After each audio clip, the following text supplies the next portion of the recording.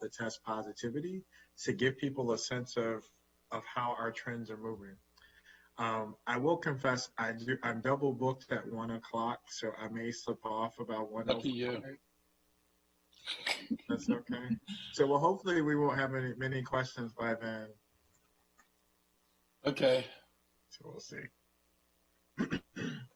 Is that a hard 1 o'clock or a soft 1 o'clock?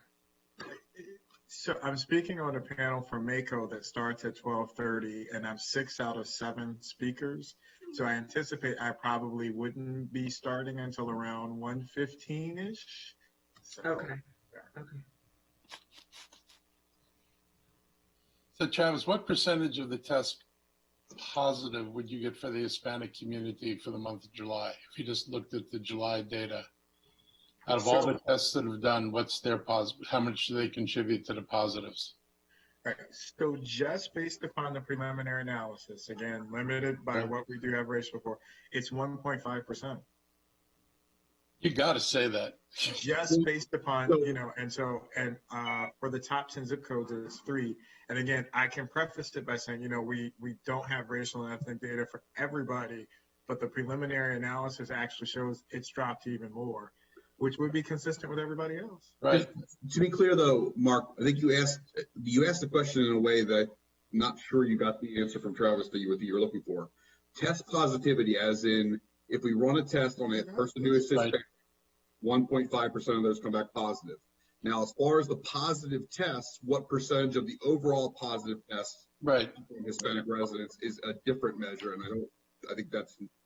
But there's two stories. But there's two stories to that. It's if I've tested more in this group than 1.5% of more, and if it's more than their percentage of the population, is going to be higher than 1.5% of a person if I only test your percentage of your population.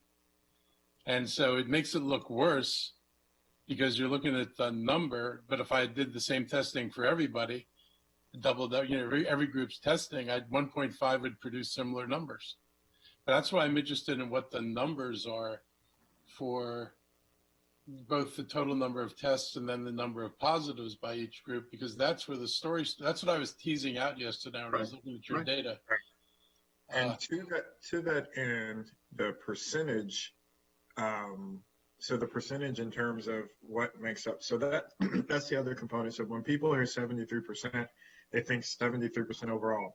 Overall, Latino residents make up 37% of COVID cases in Montgomery County, not 73%. The 73% was one moment in time, but when you look at the total number, 37% of the cases are Latino, 15% Black, 17% white, and so forth. And we're still trying to calculate that for July so far. Can I say the council is fact proof? You can say whatever you want to say. I'm not sure how helpful it is, but you could say it.